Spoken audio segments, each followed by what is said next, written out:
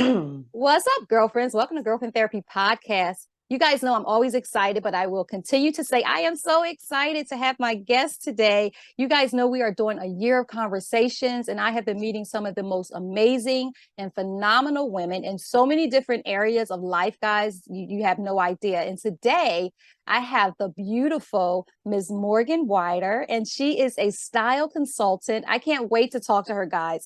Morgan, welcome, welcome, welcome. Before I jump into Oh, your bio, I just wanted to welcome you. thank you for having me. Yes, it's a pleasure to have you here. So, guys, like I said, Morgan is a style expert. She is a speaker, and she is the founder of Wider Style, a style consulting firm based in Atlanta, Georgia. And she's also the author of the book, The Worthy Wardrobe, your guide to style, shopping, and soul. So I need to slow down. I think I'm way too excited because I'm like talking over And that's also myself. a lot of W's, so it's okay. It's absolutely okay. Thank you for having me. Exactly, exactly. But I love this book so much, and I have to Mm. plug Zen J real quick because Yes. you guys may remember the Girlfriend Therapy listeners, you guys may remember probably episode 21, 22. I had Zen J on, and she actually sent me this book, I think Oh, last summer. I think yeah. last summer I was cleaning Oh. out my closet, and she said, I have the perfect book for you. Thank you, And Z. yes. And she sent me this book, and we kind of had our show around styling at the age of 50, or like, how do you dress yourself at 50? And so that's kind of how I got connected with you. And, you were so gracious and are so gracious to come and join me on the Girlfriend Therapy platform. So want to talk about style Let's do it. because you're the expert. In my head, I'm a fashionista, but Hey, yeah, my closet. obviously, all evidence supports that. Ah, Absolutely. okay, okay, I'll take Absolutely. it. Yes. I'll take it. So where do we want to start? Like, do you want to start about like how you got started in styling, and then we'll talk more practical Totally. about styling? Sure. I have not been a stylist my entire life. My short version of my story is I spent my college years thinking I wanted to go to be a lawyer. I was an econ major at Georgetown University. Senior year of college, hated it. I was like, I'm not taking anybody's LSAT. I need a break. The headquarters of the Gap was recruiting on campus. The one and only year a retailer came to Georgetown, so I knew it was for me. Wow. Didn't know that Right. then, but right, so ended up as an econ major, spending the next 10 years in corporate retail. So it was my job to help determine the colors and the pricing for some of the world's largest brands in kids wear, Wow. menswear, and women's wear. During that time, I lived in San Francisco, New York, and then ultimately here in Atlanta. But I always thought there was something missing. Mm. My corporate retail can be a very fast paced, sometimes toxic environment. And I always like, there's something, I don't feel like I'm fulfilled in the work that I'm doing. And I really didn't like myself. I wasn't living to my best self. And it wasn't Ah. until about 6 years ago I found the church here in Atlanta that I owe so much to, Hillside International Truth Center, started meditating and realized there's got to be another way of life than going into an office and not Mm. liking how I feel every day. I had chest pains that I didn't realize were related to work until I was coming back from vacation and like the chest pain returned and I'm like, oh, it had been gone when I was out of the office. So all of those things, Right. I realized that I wasn't happy with the way that I was living. And then some to this day, I don't know how image consulting found me, but Mm. I found it. So I was like, oh, this is my way to take what I know about the retail industry and teach women how to do that. And I was like, well, I'll be a personal shopper. And through those early days, I realized that this was my way of helping women feel good about themselves. This was my way of my ministry. This was my way of now feeling less guilty about working in a fluffy industry called clothing. I Oh. was hearing so many stories of women, why they called me and why they needed their help, and why they needed my help. And that made me kind of unearth the deeper meanings behind clothes and the power behind clothes. And that's Mm. now I'm so thankful I get to do what I do and that women trust me with their stories and their closets. Wow. You said so many real, like, I'm like grabbing all the nuggets out of Mm, what you said, but I want to start here. You said you realize the power of clothing. Let's totally. talk about that a little bit. Yeah, it's clothing I think is it's I often say so within, so without. So how you feel about yourself is a reflection of your clothing reflects how you feel about yourself. And sometimes, yes, when you're not feeling so good and you're having a rough day or you're going into a big meeting or you need to be on, as women, we put on our power dress or our power blazer or sometimes high heels, whatever that is that we know Yeah. we need to get. amped up for. Clothing can help push our energy one way or the other, but it's also a really big reflection of how we feel about ourselves. So if we're not feeling so great about our life, and when I was not happy in my corporate retail jobs, even though I loved clothes and had a great employee discount and had a closet full of them, I was still wearing black and gray and baggy and wearing those things to the office because I didn't feel good about myself. I didn't feel good about where I was. So Wow. there is that, the power to communicate how you feel about yourself, but then also clothing has the power to shift and change how you feel about yourself as well. That is so true because I do recognize when I don't feel like my best. You do just kind of throw something on and just kind of Mm-hmm. sludge through the day and Mm-hmm. Mm-hmm. want Mm-hmm. to don't want too much attention on yourself. And then Totally. I think also the way people treat you Absolutely. because It goes hand in hand, right? Like how I exactly. feel and how I show up then dictates how people view me, and therefore dictates how they treat me. And one of the quotes that's on my website that I firmly believe in, that I often tell people, is like, every outfit has the opportunity to transform your life. So if you're Mm, wearing the example for me of when I was back in my corporate days, when I was interviewing from job to job, I always wore, my mom had gotten me this yellow Calvin Klein long sleeve dress. And at the time, when I was earlier in I was like, I don't really like it, but I intentionally to start wearing it to interviews to stand out. And at that last, I exactly. got the job, and I remember every job I ended up getting was, I remember those hiring managers said, I remembered the girl in the yellow dress. Like, it takes guts to wear a yellow dress to an interview. So those are the kind of things where you never know what opportunities may come, what I call what you're wearing, like a conversation starter might be. If someone Yeah. sees something that that you're wearing, you might be feeling good and walking to Whole Foods in your cute athletic wear, not your baggy sweatpants. You might meet your spouse. Like, you never know. I think Exactly. it reflects on how you feel about yourself. Exactly. That is so, it's funny because I think about, everybody says you have to have that power suit or that Mhm. power outfit. I think it was always like, earlier in my career was always the power suit, Suit, right, right? right. And I remember I had this, it was from Express, but it was like this high-waisted navy Mm-hmm. blue pinstripe. It was Mm-hmm. like the Mm-hmm. baddest suit like Hey. in my closet. And I love the suit so much. I remember I got it off clearance. Mm-hmm.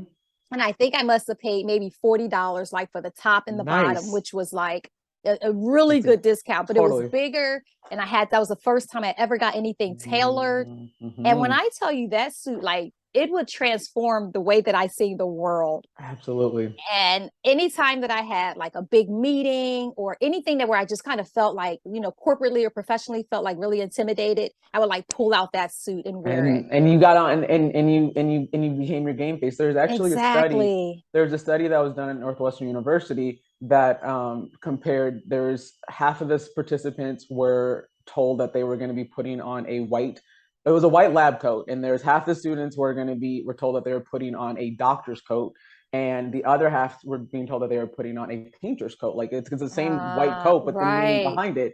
Both groups went to take a cognitive test.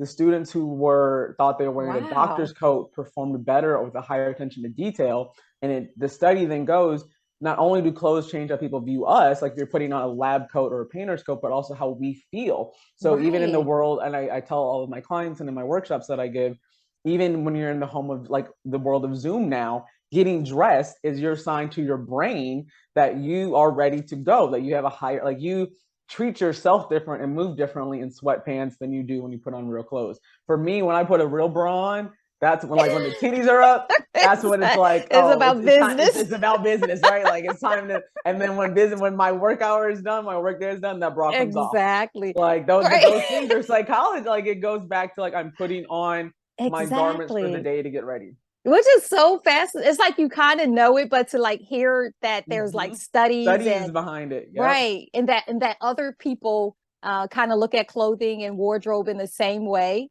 Mm-hmm. is really interesting. Yeah. And I know for me, like I said, my mother, I look at how I remember her like her style. Mm-hmm. And my mother was a homemaker, but she always like presented herself. Like when she got dressed up to go Mm-hmm. somewhere, it was just like I would just be in a mirror, just like in awe, watching Right. her, Mm-hmm. pull it together and put it together. And so I always felt like my style kind of came from her a bit. And you probably could talk more about that. I don't know if that's a thing because I think when you have a stylish mother, I think that kind of translates. And I hear a lot of people say that. And then the You know, opposite, I think, is true as well. I come from Eileen Whiter. My mother is the most stylish woman I know. Um, I spent 30 years trying to go the opposite. I spent Ah, it goes back to, and I write about this in the book, of being the only Black girl growing up in Minnesota, being the tallest, being the curviest. Uh, she used to buy me dresses that I hate to wear. She, God bless her, she would buy the boys husky shorts that I wanted to, but she would hate it. Like I just didn't like my body. And then to become sitting, standing next to this gorgeous woman, I'm the right. only child, only girl, that felt like the pressure to be Ah, Eileen's daughter. And again, it goes back to, I wasn't able to get comfortable in my version of what pretty looks like and beauty looks like until I started to love myself and go on my own right. journey. So now, I mean, my mother, I tell everyone needs a stylist, including me, like a certain set of eyes to help you, see you outside of you and say yay or nay. And so she's the only woman or only person that I will go shopping with when I'm not shopping with clients. Like I don't shop with girlfriends for Ah, fun. right. I don't, because your girlfriends can sometimes, and I tell people, like, your girlfriends that are people like your husband or your spouse can sometimes talk you into buying things that may not be you, or they may be talking you into buying things that match their version of you. Right. Oh, that's And so so good. you can get stuck in a rut. I think, and I have a lot of my clients who sometimes, a lot of them are, most are professional women who are too busy, and some of them have spouses that are more fashion forward, and they'll say, my husband bought me this, or my mother bought me this. And Mm, my job is just to help you figure out, what do you like for you, like what is you, because there is, and this even goes back to kind of boundaries in relationships, your spouses or your sisters or your parents can benefit from you staying the same, right? Like that relationship ah, dynamic, or like what they're used to, if you change, then that then changes the dynamic of the relationship, for better, for that's worse. But true. that's something to be aware of. So all that, Exactly. yeah. So how you dress and how you show up has huge impacts on yourself, but then the trickle effect is how other people and people close to you view you and treat you as well. Exactly. No, that's really important too. And I love how you said that to ask someone else is like their idea of how or who you are and how Mm-hmm. you are. Or what you Another should be. Yep. Or who what you you should should be. be, And right? their own things of, like, going back to your interview with Z, what they view a woman over 50 should be wearing, or what they think someone of your size should be. Like, again, Right. like their lens and their judgments can then cloud how you want to get dressed. Right. And it's always funny that as you say that. Like I shop at a lot of the same. I love to thrift and do consignment stores. You have the patience for it. God I bless you. do. But it's funny because I go to like typically the same stores all the Mm-hmm. time. So the women in there know me. Right. And they'll be like, oh, I thought about this came in and I thought about you. And some things is like good and some things it's kind of like, oh, okay. And they're like, oh, you should try this on. And it's just like, oh, so I kind of indulge them and try it on, but I'm Right. like, there's no way I'm going to wear this But you because have to it's hold not me. steadfast. And I think that's the thing with style, and why I ended up writing this book, was the more you know yourself, like truly Yeah, know who you are, the more you are empowered to make decisions for you and how you show up in the world. And the more unapologetic you are about how you show up in the world. It's not yeah, my job as a stylist to tell anybody what they should or shouldn't be wearing. It's my just job to help you uncover and guide you on, like, here are your options and what do you want to be known for. And here's, in theory, what silhouettes and shapes and cuts will work for your body type. But this ultimately goes down to what you're the one who has to get dressed every morning, not me. And you're the one that exactly. has to live with the consequences and choices of what you put on. Exactly. And that's the worst. Like I can go back and look at some pictures and I'm just like, wow, What was I thinking, what was right? I thinking? But it's like you always think, I Yeah. thought I was cute, And but you're that doing, was and we were doing the best with what we, when you right. know better, you do better. Absolutely. Exactly. Especially, and I think this is the problem because a lot of times we try to wear all the trends at once. And so, you have the big bucket hat on with the big boho bag. And it's like, no, you don't It have was to a do lot. That was a everything. whole lot. So Take it in spurts. Yes, absolutely. exactly. So I love that you talked about, dressing in silhouette. And a lot of Mm-hmm. times that's how I dress. Nice. In my mind, it's like, okay, what silhouette do I want to have? Mm-hmm. So typically if I wear like a wide leg bottom, I wear a tighter top. Right. If I Right. wear a larger top, I'll wear a smaller bottom or something like that. I'm always trying to find that balance in, Absolutely. what I'm wearing and what it looks like in silhouette. Totally. So And again, it goes back to not only knowing yourself, but knowing your body type. And so a lot of my work with clients is discussing there's your shape and your size, and those two things are mutually exclusive. They are not the same thing. So your shape is generally where you hold your weight and where your body is. If you are quote unquote a pear shape, most of your weight is on your bottom half versus your upper half. If you're inverted triangle, most of your weight is up here versus down here, right? So that's your shape. Your size is then the reflection of whether your weight has shifted up or down in those things. So your size, so you can there a size 8 can look drastically different across multiple different shapes.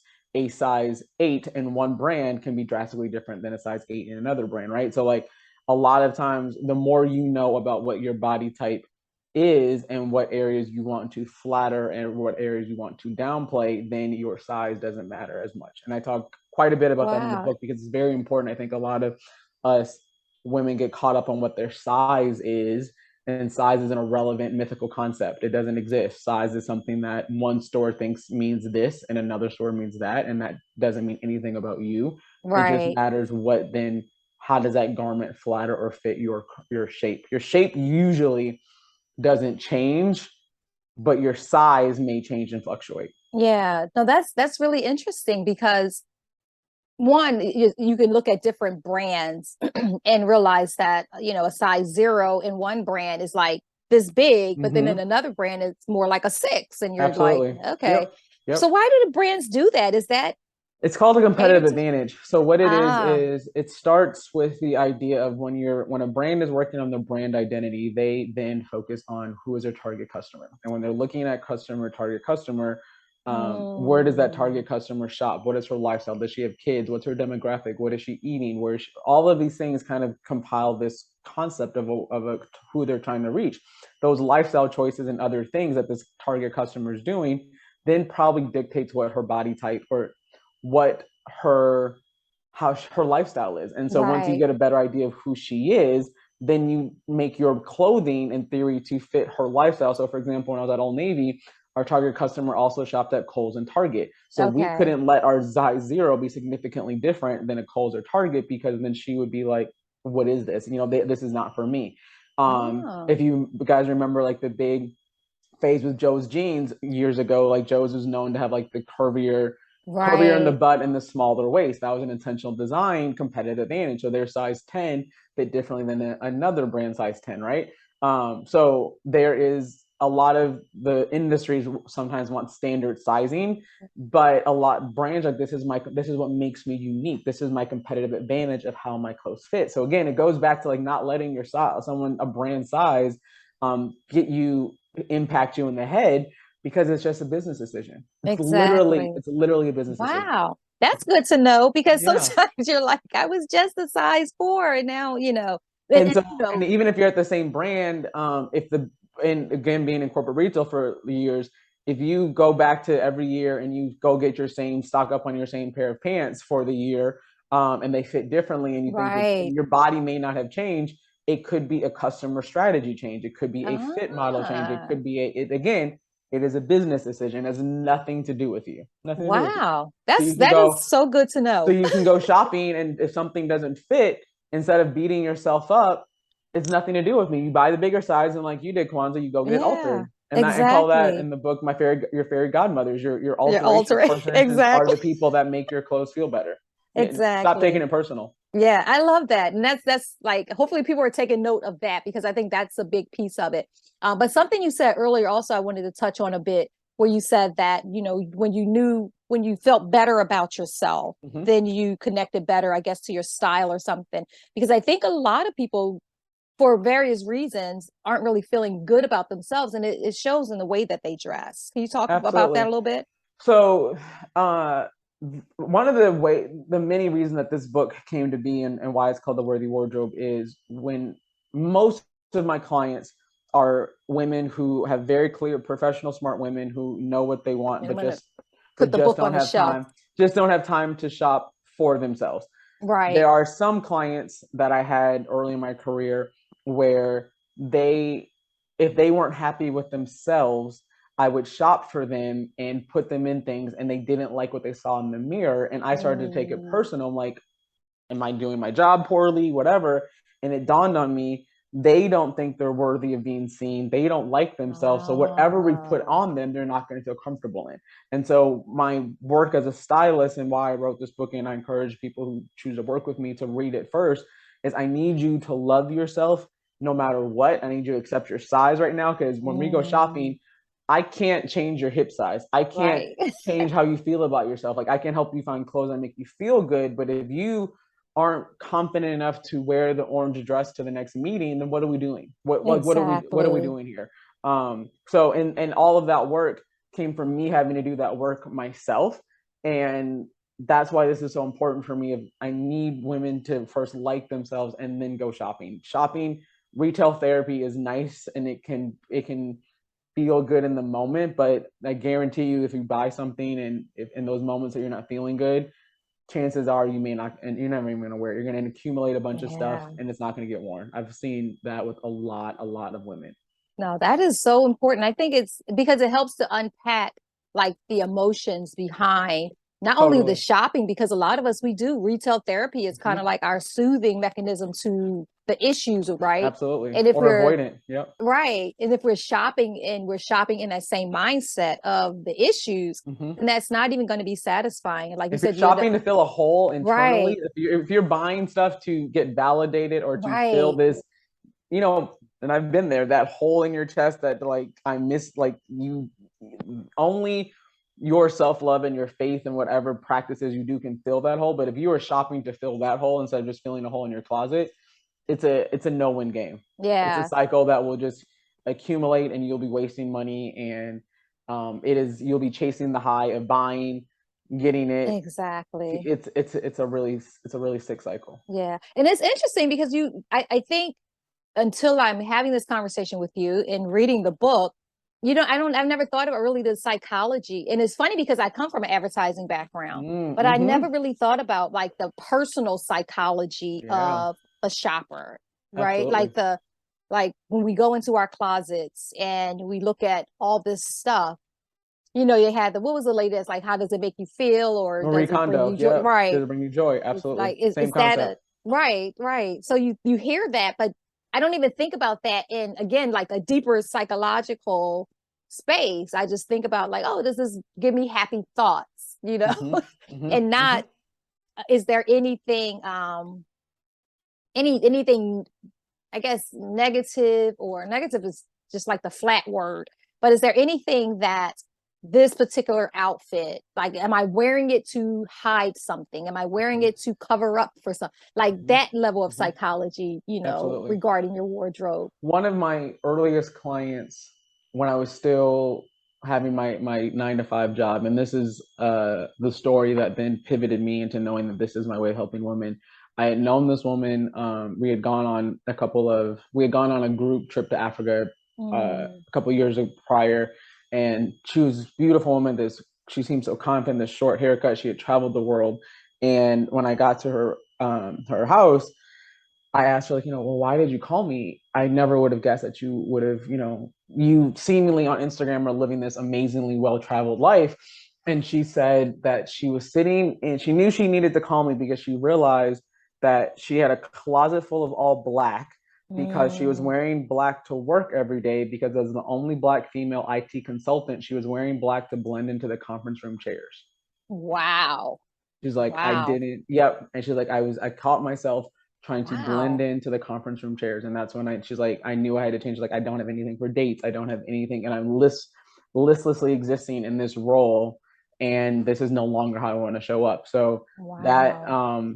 that for me, and I'll never forget driving home, I'm like, I found what I'm supposed to be doing right now. Yeah. Yeah. And it's something, because for her to have come to that realization and then to Mm-hmm. be able to seek help, which I Mm-hmm. think is another big part of it, is that Absolutely. people don't always want to pay for the services Nope. that's going to help them. And I think there's also, to be fair, I think there is, for some of us, we think a stylist is for celebrities, right? I Uh, think there's also part of it of, as a woman, I should know how to do this. uh, There's you're bombarded from infants to infancy, preteen on, like, how to dress and what to buy and all of those things, so that you probably feel guilty if you don't know what works for you.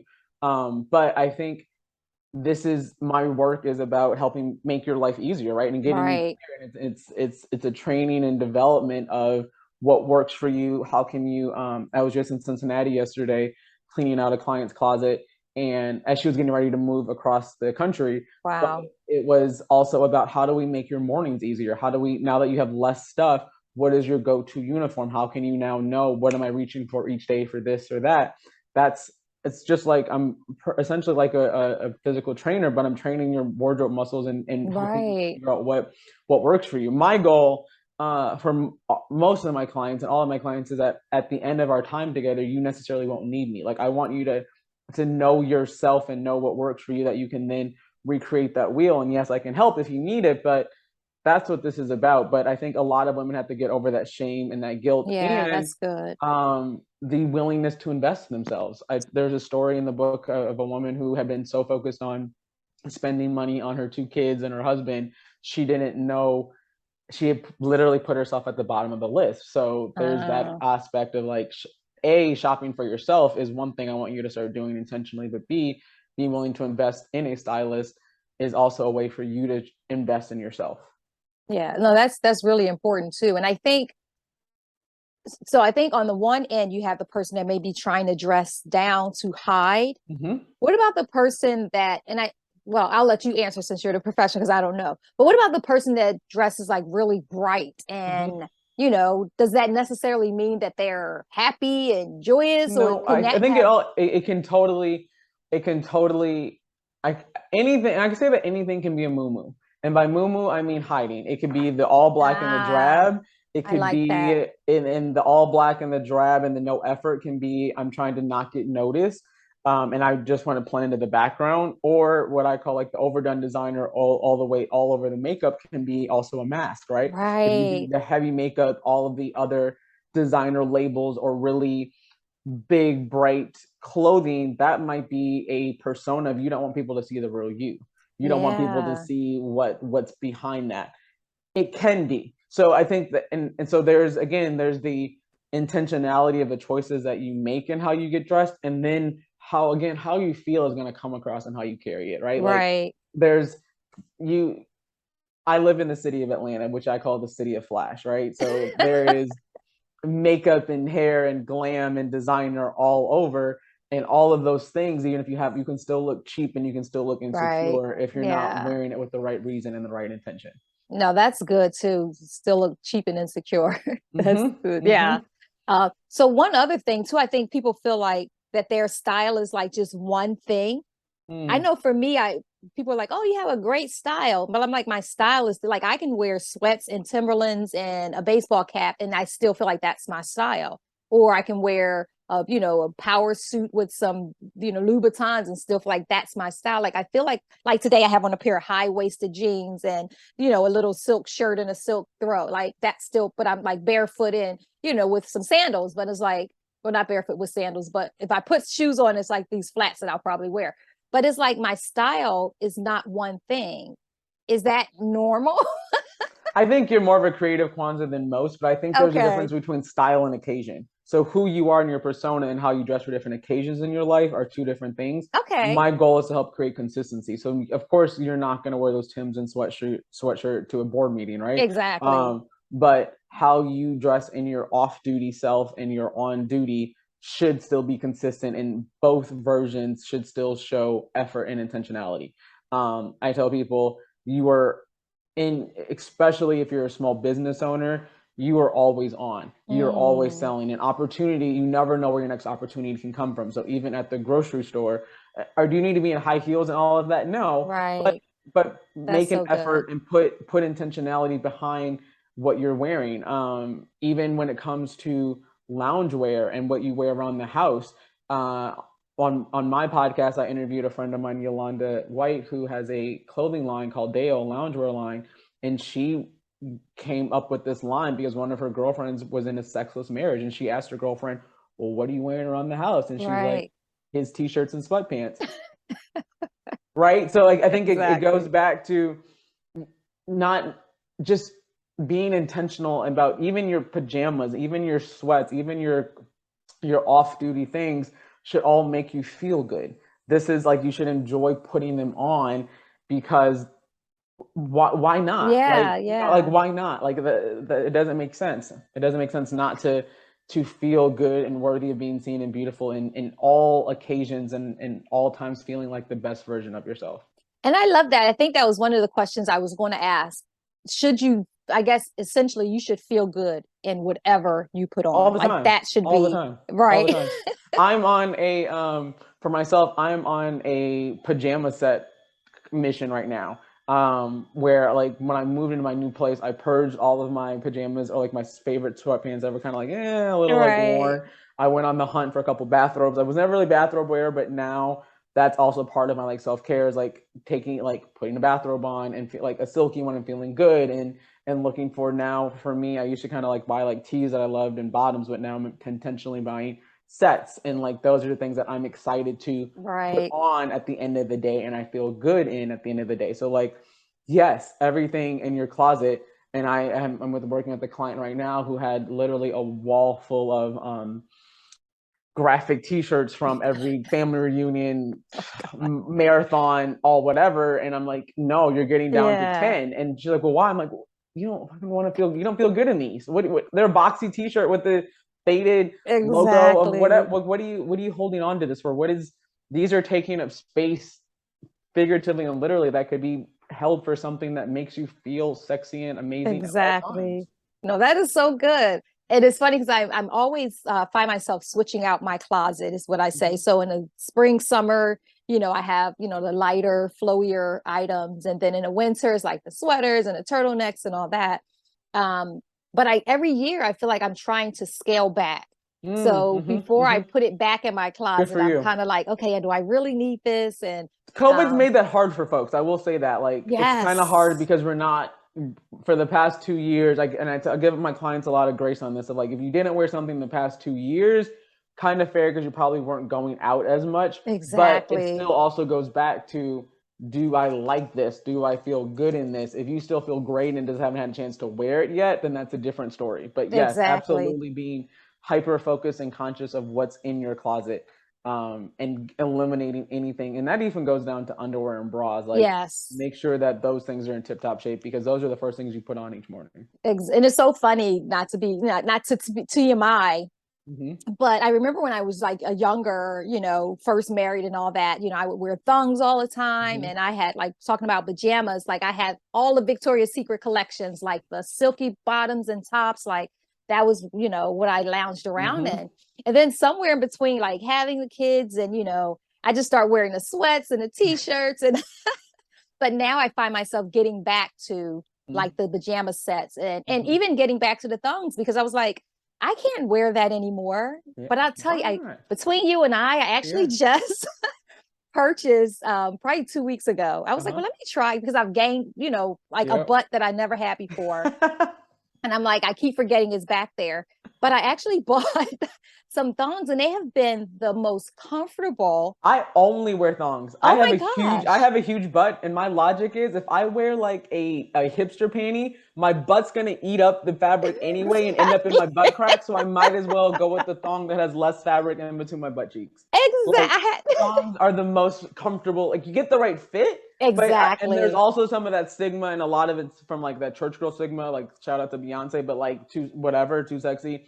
I will Yeah. say, when it comes down to that intimate apparel, my mother, going back to my mom, was always into matching panty sets, always, always. And and I'll get to that, but I'm like, well, why are you doing it for dad? She's like, no, I'm doing it for me. And you put Exactly. on like these things, and she feels amazing. And when I was writing the book, it dawned on me, your bras are right sitting over your heart chakra, literally sitting right here, Oh, right? So if you are in a bra, or something that doesn't is shapeless or saggy, or you haven't bought one in a new 20 exactly. years, you are telling your heart that you don't matter, you're not worthy of support, and all those things. Now, I will Wow. say, for me, I don't do the matching sets. I'm a matter of form, not function, or function over form. But I have black, brown, and nude um, bras, and then I buy my thongs from the brands that I like in all those same Right. colors. So then I still feel good, but it matters so much, the comfortability of how you move in your clothes with your undergarments,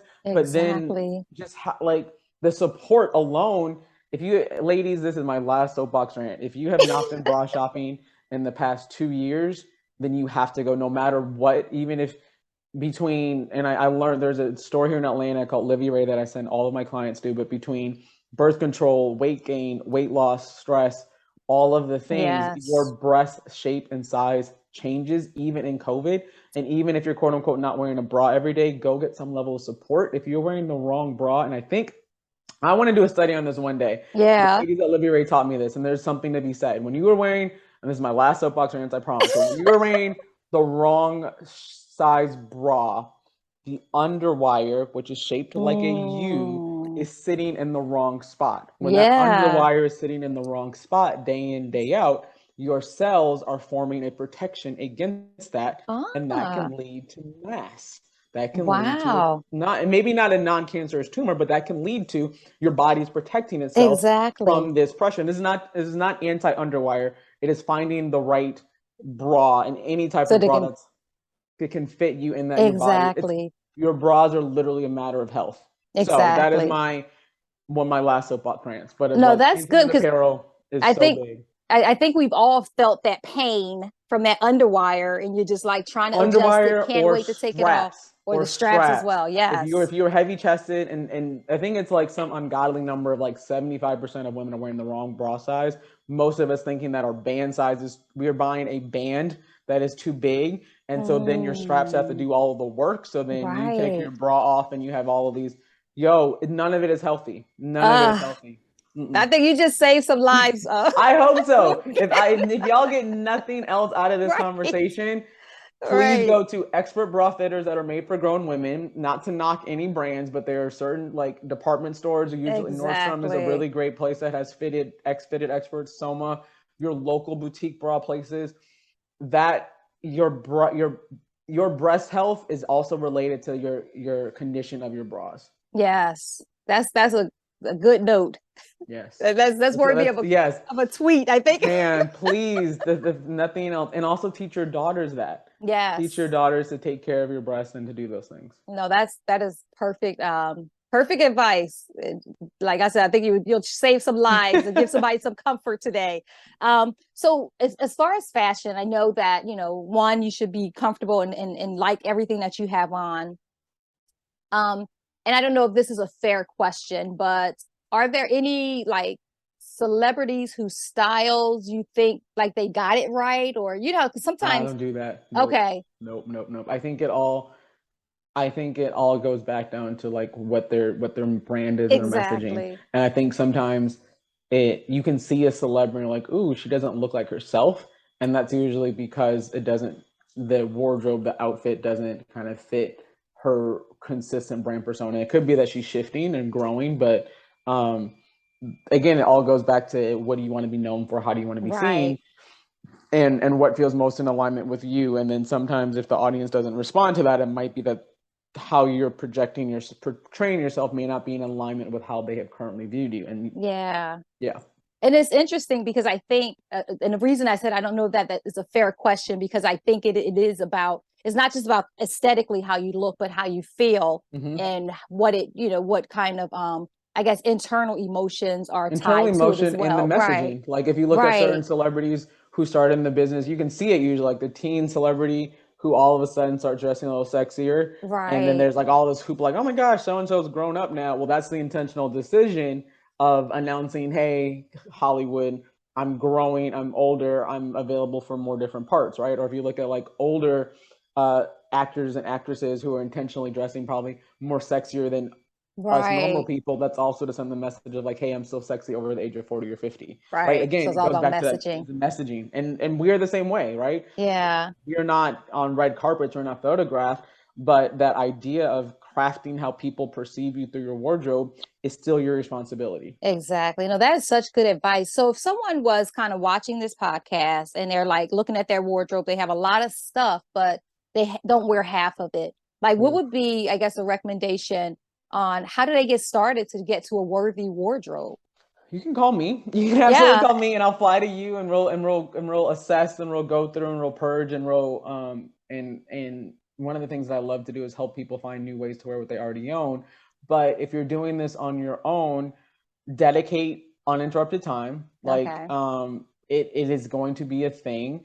If depending on the size of your closets, or if you have multiple closets, do one at a time, but try to do it uninterrupted when your family's not home, and try to do it if not with a professional per se. Sometimes you can have like a friend who's pretty honest, but again, that still goes back to that other person's opinion. But Right. the first step is to purge, go through item by item and ask yourself, does it fit? Does it fit my body shape? Like, does the size physically, can I put it on? Right. If it's too big, but I want to get altered, if it's too small, am I realistically going to really, is my body ever going to get back there? And I talk about this a lot in the book, and I'll say this and I'll get to the other points, but a lot of us are holding on to too small things that are too small, thinking that we'll get back to them one day, like your high school Exactly. jeans. But here's the thing, the work that you did to become the woman to be a smaller size is no longer the woman that's going to want to wear those old clothes. So if you That's so caught that, true. if you caught that, Yeah, right? The work that you're doing to get to a healthier state of being deserves new clothes and not the old clothes of who you used to exactly. be. So help That let is so yourself good. go. Let go of those things that don't fit your size.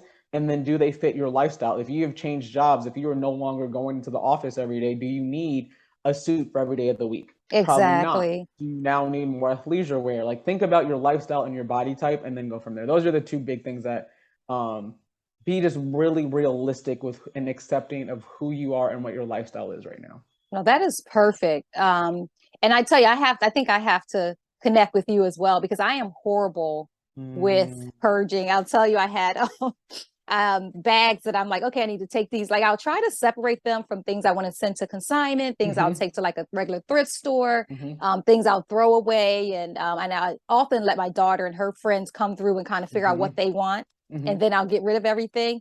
But I'll tell you, I have like 2 bags that I actually tomorrow have an appointment to drop off to consignment. Nice. And as I was putting the things from the bucket into the bag, Uh-huh. I'm just kind of like, oh, I can keep this. Oh, I can probably like, Uh-oh, why is don't that? do it. And I'm just Don't like, do it.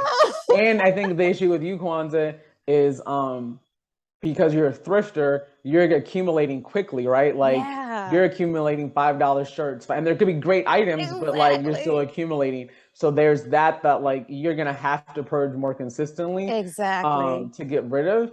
And then I've also I was with that client that I was in Cincinnati. She and I had a really good conversation of it was hard for her to let go of a lot of pieces because she had spent good money on them. Oh, And so like that's enough money. even if that good money was spent 10, 15 years ago, Right. that was still hard for her to, like kind of she felt guilty, like who am I to Yeah, be giving away this, $100 blouse or whatever.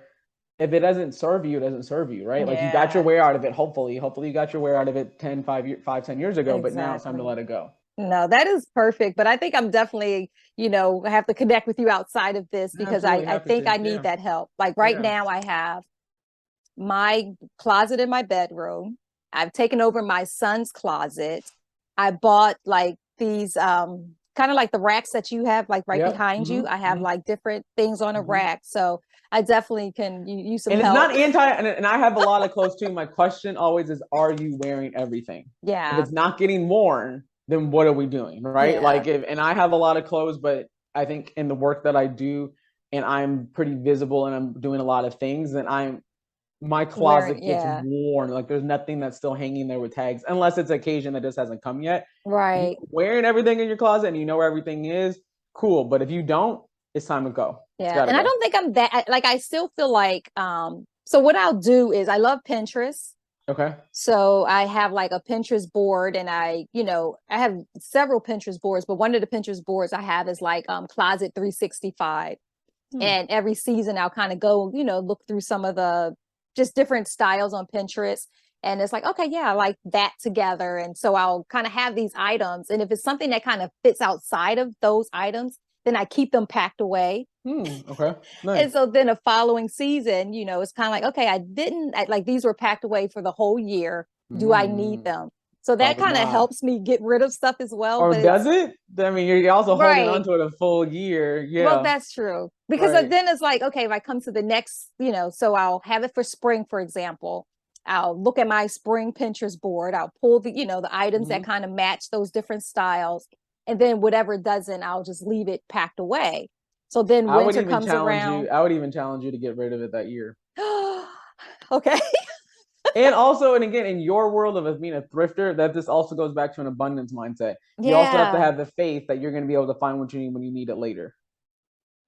that's good. Like you're holding on to something, like when people are holding on to jeans that don't fit, and I'm like, I guarantee you, a year from now, the world's not going to stop making denim. I Yeah, guarantee. And I trust that you will be able to afford the jeans that you want to buy. And exactly. again, if you're wearing them, fine. But if you're holding on to something because you might need it, that Yeah. then is telling the universe that you don't think you'll have the means or the faith to then go get it when you need That is so good. I mean, like, I'm talking about what you do for everybody else. You just healed me because that it. Girlfriend therapy right there on that note. exactly. Right, exactly. Exactly. But of course, I mean, so much great information, Morgan. And I'm Thank definitely you. going to ping you because I can use the help. Absolutely.